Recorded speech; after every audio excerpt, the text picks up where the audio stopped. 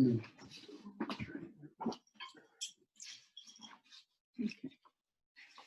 Okay. Before I start, I wanted to say that knowing the situation up in Minneapolis and other places, you probably have very strong feelings about it. And I'd like you to, for the short time of this talk, which is about 7 or 8 minutes, then I'd like you to put them on hold and step away from them just for this short time and bring them up afterwards if you like.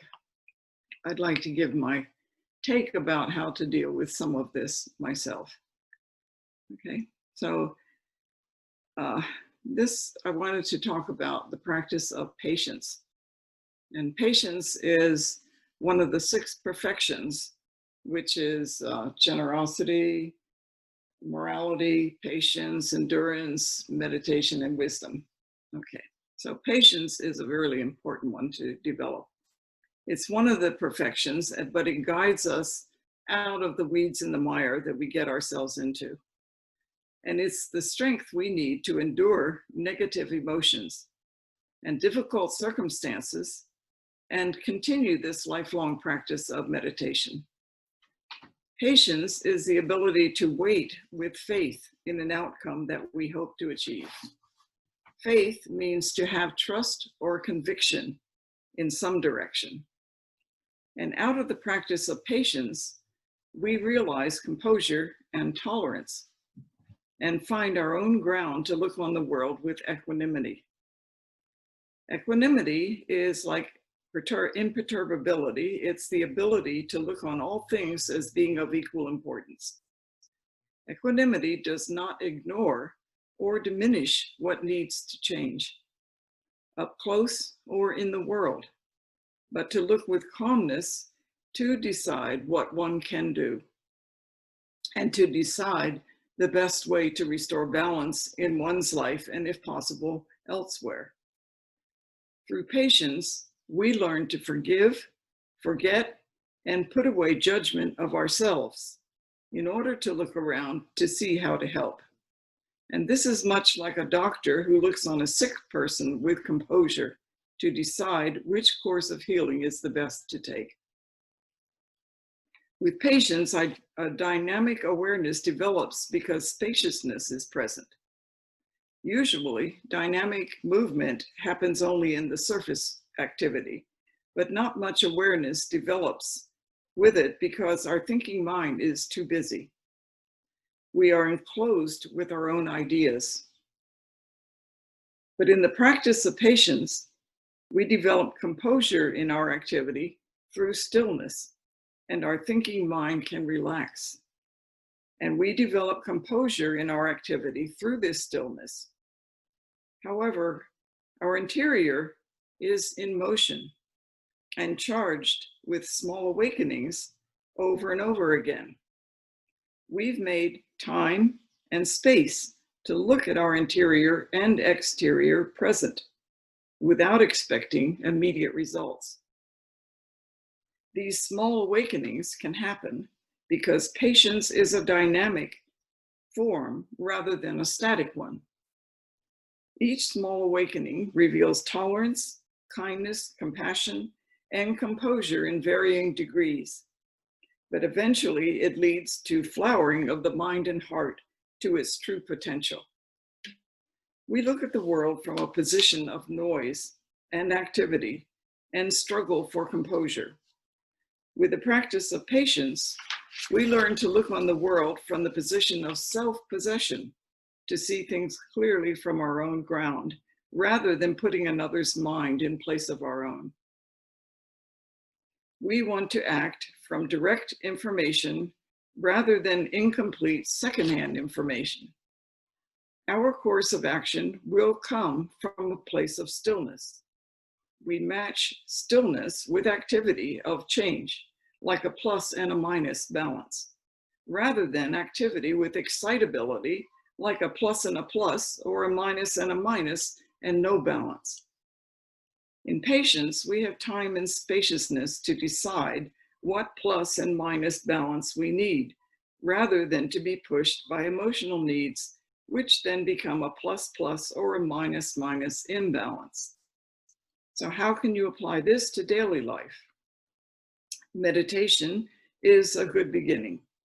A lot of bad news is filling the TV and newspapers, and if we believe everything we read in its entirety, our emotions and thoughts will take on the same negativity. There will be no balance. In the midst of negativity, a lot of good things happen and good people abound, but that won't be in the news except rarely. Such happenings are mostly invisible to our view because we look for spectacular, and they are very ordinary in their extraordinary activities. So the news presents a very one-sided version of the world, and not just a one-sided opinions, but one-sided understanding of reality. What can you do to balance the effects of receiving one-sided information? Look at the world around you. What can you do to maintain balance here and now? Meditation, tolerance of the people in your lives, kindness in difficult situations, compassion for the suffering of others, and patience, especially in routines and limitations of this lockdown situation. And fear and sickness and death are in the background, but always ever present. Balance that with meditation and finding your own ground here and now. Bring all the details of your life into focus and live with your people, your pets, your objects, and all the incidents that happen with equanimity. And learn to see the unknowable in the known situation in your own everyday life. The unknowable or the unknowable is the present limitation of your lives, but the unknowable is beyond limitation or description. Anything can happen in the unknowable where all possibilities exist. Approach this time to explore and study new aspects of yourself and spiritually stretch your mind and heart. In meditation, you can touch this activity, but you can't manage it as you can the knowable side of your lives. This area of your lives is where unknown you and known you come together. It's like plus and minus again. There is a balance. If you try to manage the activity while it's in motion, then it becomes a plus-plus imbalance. First of all, it's from the new areas of understanding, and we're not ready to fully grasp it yet. But if you acquaint yourself with change and limitation as a new unknown as well as a known, all things are possible in this time or any time after. Patience is the tool that unlocks this new activity. Patience keeps us grounded and empowered. When you feel disempowered, stop and take note of what you are doing. Meditate and bring all the loose ends back to where they belong, you as you are. Prodded by the world, inside and outside, we can move with some confidence in knowing our own ground, but allow unknowable us to call the shots, to learn about us on a much wider scale. That is, us as we don't know ourselves yet. If we want to discover new dimensions of being, we have to let that newness first move in and shake and move our interior and exterior without resistance. This is maybe the most difficult part of change, and we imperceptibly slip from imperturbability to vulnerability. But even here, we can remain in an empowered state if we keep choices clearly in our mind. If we want to know this new dimension within, we have to be willing to listen patiently and maintain composure in our immediate world. We have to greet the new understandings that come up not with trepidation, but with faith in our own providence, like a lotus that grows steadily towards its own flowering.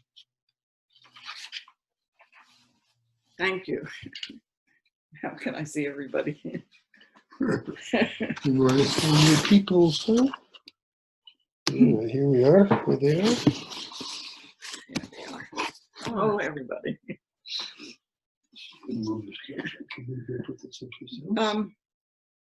So do you have any questions?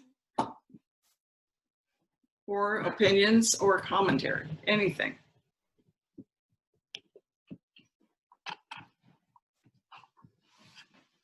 For Peter or me. Yep, here comes Peter. Okay. Okay, there we are. Move it in a little bit so the sound is the same. So, Okay. I know you must have some opinions considering what's happening right now. Spencer and Donna, how are you? Hi, Jane. Hi, Peter. Hi. We're good. We're nowhere near the riot, but closer than you guys. So, That's true. Yeah, I was wondering if you were okay. I remember you're on Lake Michigan, aren't you? no, no, no, no. Oh, wait. Oh, sorry. no, ironically, we're on Lotus Lake. Lotus Lake, sorry. Yeah. Yeah. I study geography. You know, Jane, your talk really resonated with me. You know, I wasn't aware of what had happened until like a couple days later. I got a text from one of the kids, you know, asking if I saw the video, and yeah, I'm so busy with work, and you know, sometimes watching the news just it isn't always, you know, nice stories or what have you. So after watching this video, like it really elicited a very visceral reaction. Like I'm not one to protest and, you know, join in any of these things, but I told Spencer, I said, God, watching that and how I feel, I could understand why people are protesting. I would rather do it peacefully, of course, right? But I even thought about maybe I'll show up and, you know, socially distance myself and, you know, with the other peaceful protesters. But when you, in your talk, giving that space really helped me kind of put it in perspective. Like, you know, who knows what happens, you know, when you go there, you know, there's a lot of emotions. You could get caught up in, you know, something where you don't want to be caught up in, but you're there to support, you know, other peaceful protesters or the movement. And I found that sitting on the cushion helps to give what I feel space and not have to, like you said, plus, plus, minus, minus. There has to be a balance. So all the negative, you know, feelings that I have about it, I'm able to bring in positive feelings to kind of help me understand what's going on within myself, watching everything unfold. So as you were talking, I thought, gosh, you know, the way I can support it is to sit on my cushion, and you know, all I can do is sit and maybe, you know, send out some healing white light into the universe, you know, and that's all I can do, you know. So I don't feel as helpless, you know, during all that. It is sad to watch it though, and I, you know, that's what really gets me is just, you know, all the anger and the sadness. Yeah. But you know, sitting on the cushion helps to bring in peace and hope. Yeah. You know. Oh, thank you, Donna. Mark? I'm like Donna. I had a very, very strong reaction, and I ended up getting in an argument with my son because he showed it to me and he wanted to go out and riot. And I felt really bad about the whole experience because the whole video is very, very disturbing, and anybody who has any shred of empathy in their system, well, gets really disturbed. And people don't know what to do with that emotion, most people. And so I know you're calling for patience, and I don't know if patience is the right word. In fact, I think, didn't Suzuki Roshi once write that in his book, you know, Beginner's Mind? And he said patience really isn't the right word for what we do, it's more like endurance, something like that. Because one of them is endurance and one is patience. right. First, and patience comes third. Well, I think if I could talk about that just a bit, I think he was saying that patience feels like it's a word that where you're holding yourself back. You're actually preventing yourself from doing something, from feeling something, from and not flowing. It was another word that he used. So it felt like more of being calm in the face of disturbing things, rather than so much holding yourself back and freezing yourself, I would suppose. Patience is a dynamic activity, and we think of it as a static one. So it has the implication of being bored in it as the fact that you can't act. It's not a question of blocking yourself. It's a question of choosing wisely every moment rather than leaping into something. You're taking the time to be patient, to sit and look at things carefully and look at them and develop equanimity about things so that you don't leap into things with emotion. So patience actually is a very static activity. When you're patient, like when you're sitting on the cushion, you're not sleeping, you're observing and paying attention to every moment, and that is patience. So our understanding of patience is a negative one, but that's not what it is. It's really very static, and if you remain patient, it means remaining still, not so much blocking yourself as remaining still, so that what the genuine activity taking place in you can come to the surface. It can't if you're in active motion on the surface. So you immediately create a stillness on the surface that leads openness. It opens many doors, and whatever is really churning around in there comes up to the surface. Then you can know what to do and how to work with whatever you have. If you go into something and you're very angry and don't know it, that anger can take hold and lead you. So when you're sitting in patience or stillness, you can see that anger clearly and know that you have to do something with it first. Yeah, that's true. I had to go play guitar for about an hour after I saw that and everything. It was just like a lot of emotion and a lot of negative feelings that were very overwhelming. Yeah, I agree. When we saw it, it was really quite shocking. Terrible, actually. Yes, Chris? Yeah, can you hear me? Yes. Yeah. Okay, great. Actually, on balance, I kind of caught a glimpse of it this morning. I was watching TV. I guess a spontaneous group of people went there to the wasteland or whatever it had become, and all they didn't speak a word. All they did was sweep the place up and clean it up silently. And I think I was lucky to have seen that. Yeah. And Jane knows, I have a particularly grisly story about these kind of events and how they degrade into mob rule. And I've seen it firsthand, and I have an aversion toward it, but it was really good to see both those events at the exact same place, and to be, if using the word faith, you're rewarded if you see something like that, some type of balance. Yeah, that's really nice. Yeah.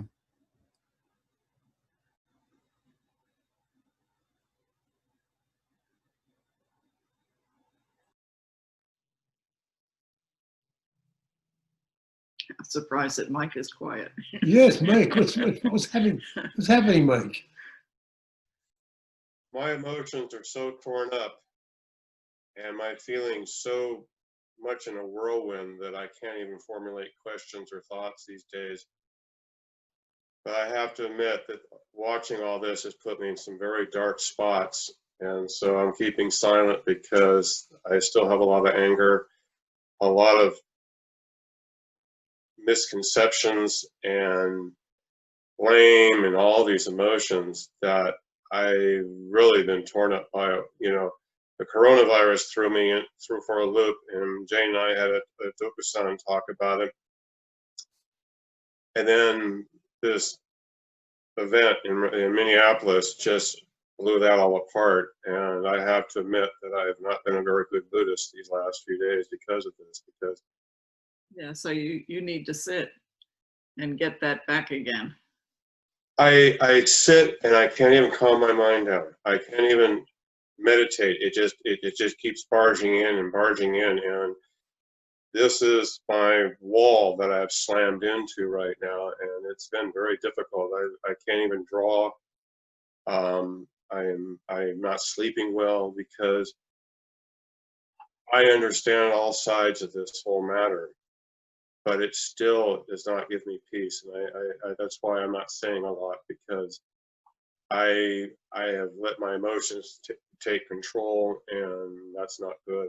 And it's a battle I must fight on my own, and hope that I can come to peace with everything that's going on. And your talk about patience is exactly right, and endurance and compassion.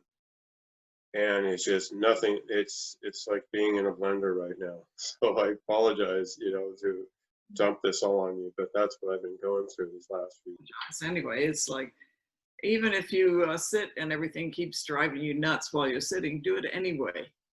You know, we don't just sit when it's good or when it works out or when we feel like, oh, this is great, I can do it now. Sit when you feel the worst you've ever felt. Just think of yourself as all this stuff coming out and let it go. That's what I've been trying to do. And I've even gotten up and stopped sitting and just said, no, this isn't going to work. And I just, you know, walk away and say, okay, you know, and I try to distract myself, and I can't even do that. I mean, I love drawing, but all I draw is negative things and dark things and stuff. And so it's, you know, I've always heard that on the path of Zen, there are points where you slam into a wall, and you really have to face yourself. And I think I'm going through that, and it's, you know, it's a personal thing in a lot of ways, and it's, you know, I'm having very strong tests of faith as a Zen Buddhist at this, and Well, if you know, it's not easy. It's been a very tough battle with myself. biggest opponent, you know, you have to live with yourself as the worst, and the worst as you can see it, and sit yourself in the middle of it. When you sit zazen, sit right in the middle of it and let it rage around your head and just see what happens. Say That's what I've been doing. what Buddha did when he sat under the tree and said, no matter what happens, I'm going to sit here. Say that to yourself. No matter what happens, I'm going to sit right in the middle of this enormous raging storm and see what happens when I sit right in the middle of it. And don't resist any of it. That's what I've been doing. I just tell myself, okay, you're going to sit. And sometimes I can sit for a half an hour. Other times I sit for about 10 minutes, and I just have to just go do something, because my mind just is, you know, these are very serious times we're going through. And most of us never encountered this. I mean, there's people who survived the 1918 pandemic and stuff, and we've had riots and stuff. But all of it at one time is overwhelming in a lot of ways. I'll tell you that in 1968, people were saying the same thing with the Vietnam War. You know, there's no age that isn't full of all of its problems. And you have to find your space, not in the middle of the problems, but where you are with your problems. And if you take on problems beyond what you're actually feeling, then you've made an impossible situation. So make a pact with yourself. Say, I will sit no matter what, no less than 15 minutes every day. And if you can sit more, fine, but never let yourself get up before that 15 minutes is up. Jane's very kind, but it should be at least 20. or No, seriously, just say to yourself, I will not get up no matter what until that bell rings. Yeah, and so Mike, whatever you sit every day, I mean, I guess you do. But whatever you do, you should sit that long always. But only because you're escaping. And when you're sitting, you have to be you have to be very, very courageous. And tough. No matter what the situation, you don't leave. Yeah. Whatever that time is doesn't really matter. But during your time, you stay there. And make that pact with yourself no matter what happens. You will not move, even if your whole body is screaming. I haven't given up the battle. It's just I've been knocked down. I got to pick up my sword and shield and get back into it. It's just That's the spirit.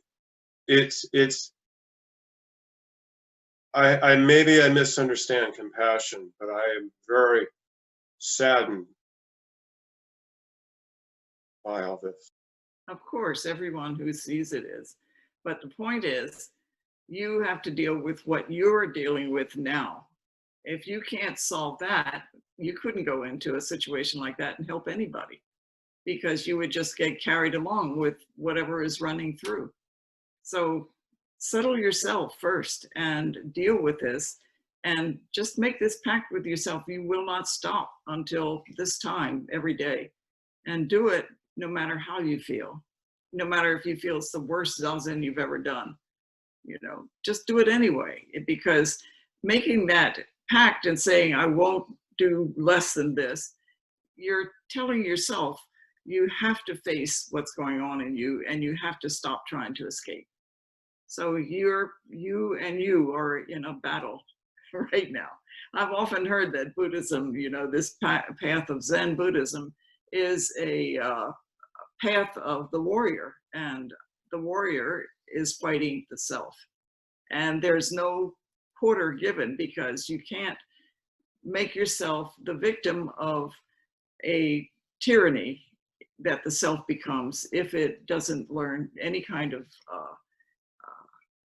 respect or modicum of behavior, or you're at the mercy of whatever you come up against if you can't tame your own self.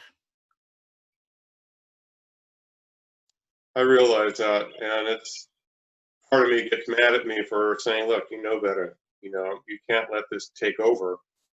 And you know, I'll come through it, but it's since I really seriously started studying Zen, this has been the hardest battle I've had to fight. Because, Oh, there'll be lots more. oh, I know. This is only the beginning, but it's. And you'll be saying 10 years from now, you know, I thought that was hard. Either that or I'll be a communist. I don't know. But it's just, that's why I didn't get into this conversation, was because of the fact that my emotions are still running rampant.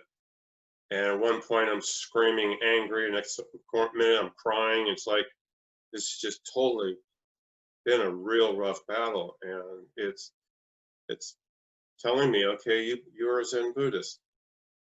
You know, prove it to yourself. You know, you understand what you need to do. And that's the hardest part, because it's my poor neighbors. I've been having arguments with myself at full volume for days. You know, they're probably convinced that Mike Martin is completely flipped out. You know, but it's been that kind of thing. This has been a real test. I mean, I don't wish it to go away. I know it's a necessary thing I have to go through, but I've been shocked at how bad it's really hit me to watch the people that suffer because of the virus, and then the people that are suffering because of the riots, and that poor man that the Minneapolis police interacted with.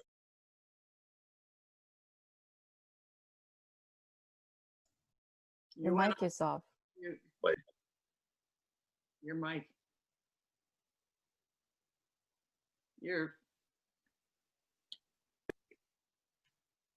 Vicky, your mic is off. Is that, you want your mic on or off? She was telling him his was. Oh, Mike's was off. We were hearing it. Oh, Oh, okay, there it is. Yeah, I've been using the space bar to talk, and instead of turning off the mic and stuff like that. But I will let everybody else talk. But that's why I was being quiet, is that it's been a very rough period. Yeah. Okay. yes, Sandy. Sandy. Yeah. Okay.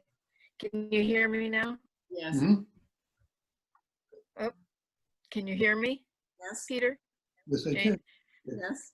Okay. I was going to say to Mike and to everyone, I had some problems and I was dealing with them. And one thing Jane said to me was that maybe I should start a chanting, start chanting daily. Not so much, do my regular sitting, but I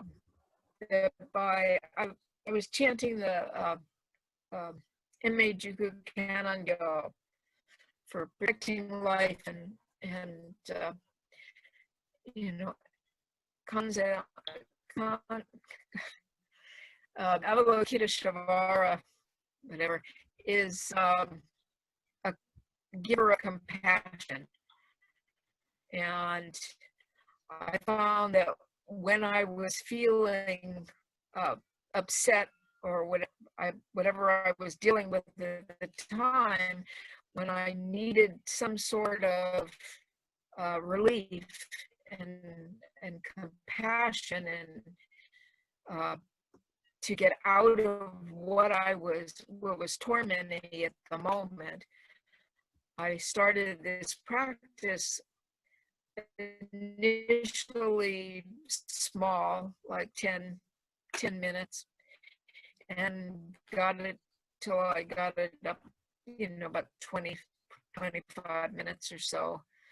And it really helped, I found, because once I started chanting, my mind at the same time couldn't chant and remember the words and at the same time feel what I was feeling. And so it gave me a moment to stop the craziness and to focus myself. Plus, I felt that by chanting, especially for life, during this time, for protecting life, was a very positive thing I can do. And the other option to me would be, if one isn't much of a chanter, would set aside some time to actually pray for these people, that they too will find peace and calmness. This was something that seemed to me was due to happen at any moment. I'm surprised it took so long, that we've had so much mistreatment by police of minority people in this country. I'm surprised it took so long for this outrage to finally explode. Nothing's been done to really change things, and maybe this in the end, maybe you can chant for an outcome that's positive. Maybe that would give you something to focus on that's not negative, but to chant for changes in the way the police are trained, how they're hired, things like that. Start trying to see the positive that can come out of the negative. Not everything, nothing will stay the same, Mike. Everything's going to change. And there will be positive after negative. That's just the way the world works. But try to focus on the positive. Focus on the good things that people do for each other, like all those people last night or today or whatever it was. Last night, I think it was, where they came and they swept the streets and cleaned up huge messes of buildings so that their neighborhood would look better and they could feel comfortable being in it, and to get away from this tragic feeling. So try, if you're gonna grasp for the good, look for the positive. Look for things that the goodness in people rather than the negativity. So I hope I give you something to think about. Thank you. Thank you, Sandy. Thank That helped. you. I'm going to look into that.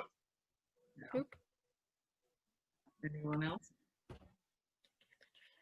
Oh, John. okay. John? You're, It's going way.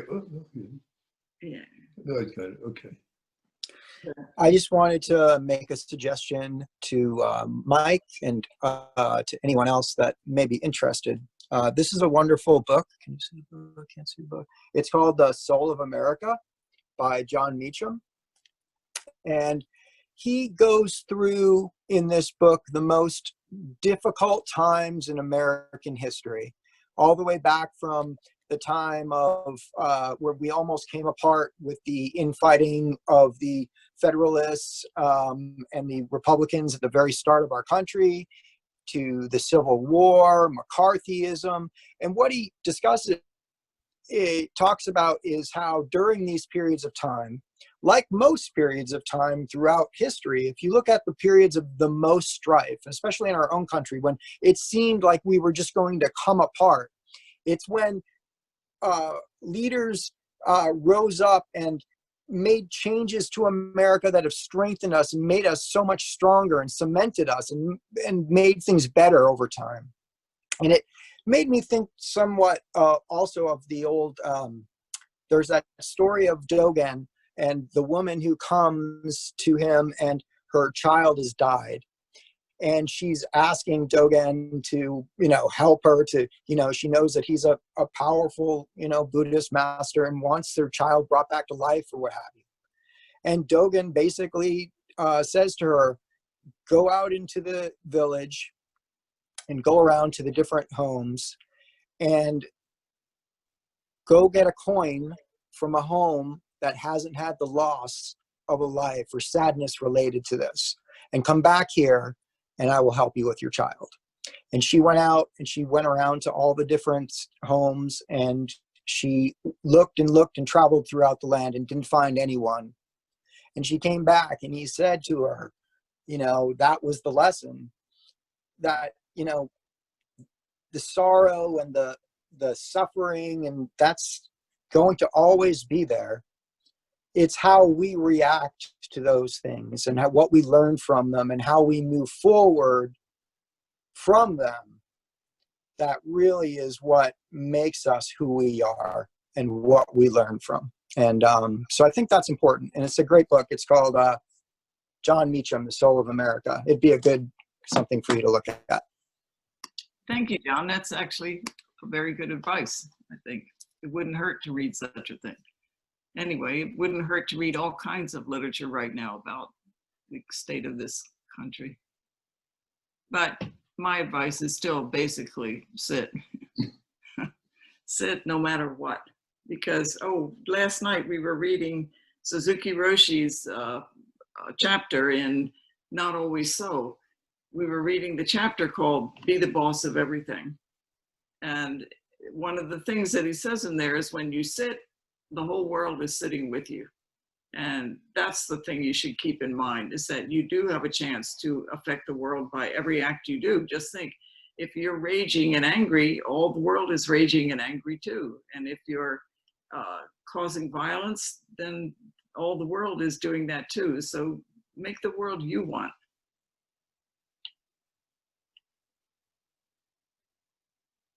Didn't mean to be the center of this conversation, but that's just one of the reasons why I love this sangha so much. Thank you, all of you. I also wanted to say, Mike, that, at least I know in my own practice, and so I can only speak to that, but I have a strong meditation practice. I meditate without fail every single morning.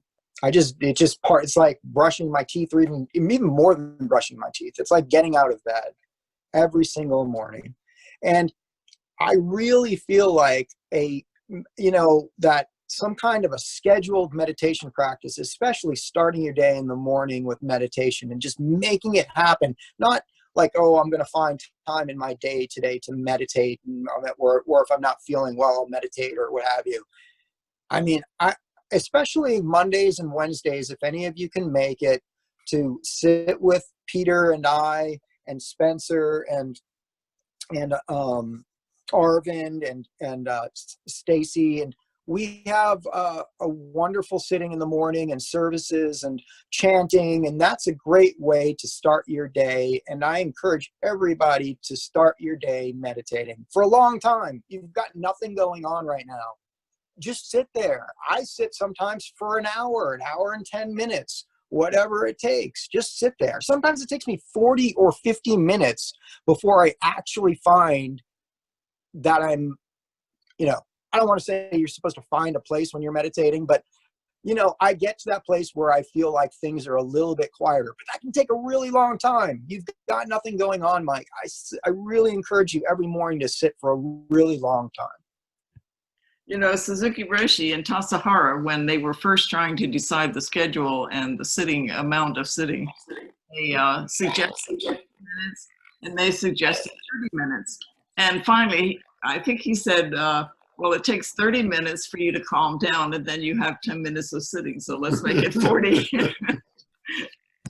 I totally believe in that. Like, for me at least, that's very close, because like I can almost like a timer tell you when 30 minutes is up, because it takes me about 30 minutes, 40 minutes, 50 minutes even to get there. I feel like people really don't sit long enough sometimes to really find the strong benefits of sitting, especially beginners, because they find it so hard when they're sitting and they want to get up from that cushion. If you can just get past that and get into some real length of time and depth on the cushion, I feel like it really makes a big difference to sit longer. Yeah, I agree with John. That's true. Is that it seems like when you're sitting, it seems like you hit a wall just of sitting and you can't barely get through it. And actually, if you can, 40 minutes is a good time to sit. 50 if you can, but 40 minutes definitely, because it really does take over 30 minutes to just calm your body. And then you work with your mind. And so, yeah, I agree with him about that. It's better to just make a pact and say, I will not move from the cushion during this time. And it can be horrible for a while, but at some point your mind and body will give up and say, okay, let's see what else there is. Stacy? I would like to offer something after John's recommendation to come to sit in the morning. I would say that sitting in the morning is something that I don't, even I sit with Peter every day, but I think it's something that very hard to get up, that time to come to sit.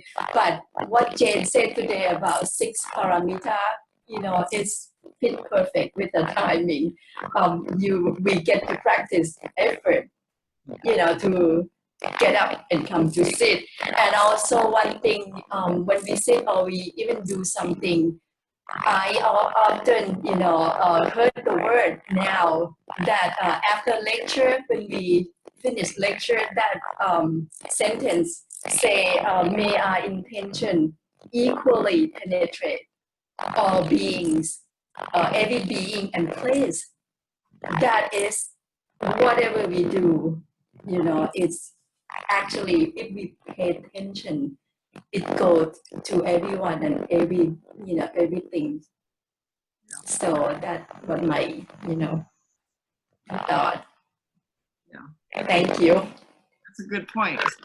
May our intention equally penetrate every being and place. That's true. Did somebody have their hand up a minute ago? That was Stacy. Oh.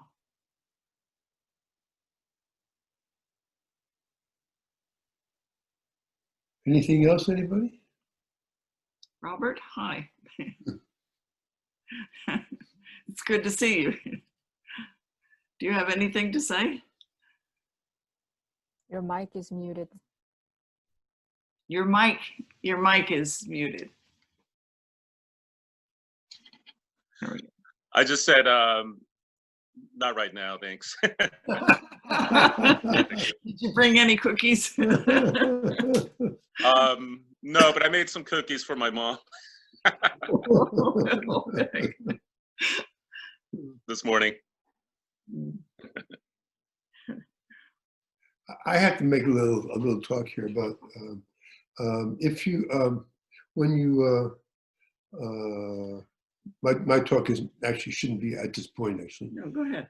But it's actually just a matter of be certain that you know when we watch TV, generally speaking, when we look at things on the screen, we you know we do it naturally. We turn TV on, and that's kind of like our world, and we don't think about it. So when you go to a place, then you think, oh yeah, I've gone someplace else, and it's different. And so what happens is people when they're just looking on Zoom, they donate less to the center. But the center needs it. I don't know. So be careful. For example, many of you were here last weekend, but the number of donations was rather small. So please be careful to donate when you're away, but joining us at the like you would if you were here. Thank you. Speaking of which, have you guys planned? I'm going to try to get Sandy to do that, but she's the treasurer. Have you got any plans as to reopening the Zendo yet? No, we're not. We, you know, of course, we're in our 80s, and also we, like most people who are 80, we have other conditions too that they say these are death conditions, and then we have some. We have our own. We each have one of those, and so it's going to be a while. It's going to be a while. It could be not until we don't know, but it's conceivable. It won't be until we're able to have a vaccine, because it's just, you know, we could if we got it, our chances are 50%. So 50% add up to 100%. So we don't want to lose each other. But keep coming, please keep coming. This is better than not coming. Yeah. This Yes, is... Vicky. Can we bring donations?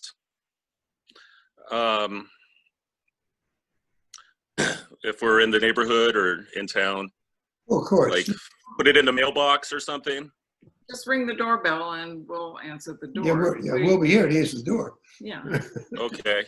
It'd be nice. And garage sale donations. Well, I take it you're probably not taking those right now because you can always bring those. It will be next year, but you can always bring those. Okay. Yes, Vicky. Oh, somebody just posted it in the chat, how to donate. Thank you, Joe Londo. About how to donate. I didn't know it was through PayPal, but I just got the link, so thank you. I will make a donation. So thank you for bringing that up. And let me see what else. I wanted to go back to what Michael was saying, and I've been feeling the same thing. When I see something on television, it just brings up so much in the way of emotions and distress and just a sense of overwhelm. And I think it also it's this virus, but it's this virus of racism that has permeated the country since around 2017 or whatever. And recently, adding on to Ahmaud Arbery's murder, there was the Chris Cooper incident in New York, where he asked a woman very politely to leash her dog, and she unleashed this racist rant. So I'm just seeing this virus of racism that's just everywhere. It's penetrated so much, and while we don't hold those feelings, at least I don't. I sometimes just get lost somehow, not knowing how to move forward or make the world a better place. Because I see so much anger and distress all around. And here we are just by ourselves now, you know, in quarantine. And I would love to be out protesting, but it's just not what I want to do.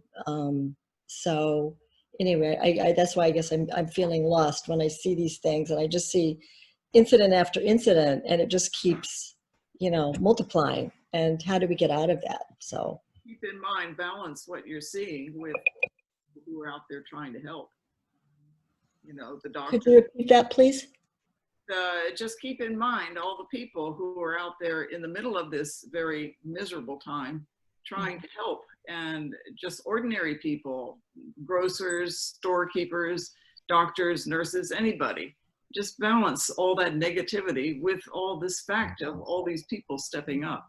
That's Right. When I heard today about the sweeping, I mean, that was just such a beautiful image that I could see, because it's good people doing good things and really cleaning up, and just, you're right, doing something that's very positive for the world. you find in the news and it's all negative, balance it with this knowledge as well. Okay. Don't make decisions in your life with only negative input. Right? So be sure to remember all these other good people that are doing things. I also saw a picture of protesters protecting a cop that was separated from other cops from being attacked.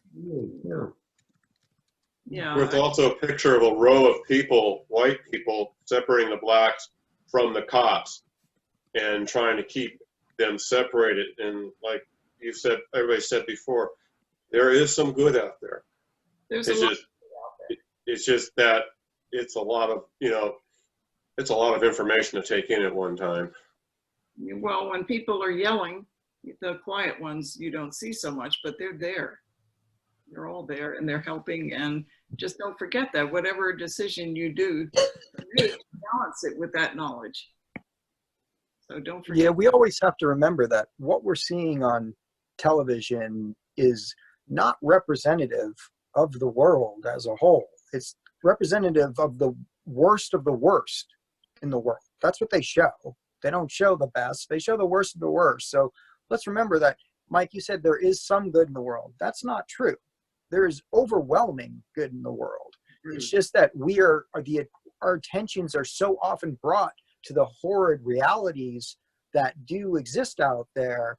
But we have to remember that most people have strong Buddha nature and are good people underneath, not looking to harm other people, So I think that it gets back to the news. And to be honest with you, I don't really watch the news except for maybe about 10 minutes of the nightly news just to get a little bit of a capper, and that's it. I mean, I think that this all-day cable news, keeping your news on 24/7, CNN, Fox, whatever it is you choose to watch, that is a huge mistake that we should all avoid. I actually agree with that too. I agree too. That's what I've been doing. It's just making sure the world hasn't blown up yet, and I go turn on SpongeBob. Yeah. So, is that everything? I think that may be it. Did Anybody else? everybody say anything that wanted to talk? Yeah, I've been keeping up with the riots in Minneapolis because there's this news organization that they're basically in the thick of it. They just go around with a camera and a microphone, and anybody that wants to talk, they can talk. And so you get to meet all these different people. And you get to see great things, like there's people walking around asking if anybody needs first aid or medical care. In a time when the police just left, and you have all this chaos. So it's really interesting to see, and I think it's a great way to see our discrimination and to just gain more awareness of what's going on in the world. Now that everybody has a cell phone, you can see more of it. So, and I think it's there to see if we're going to get caught by it or not. Yeah. Thanks, Joe.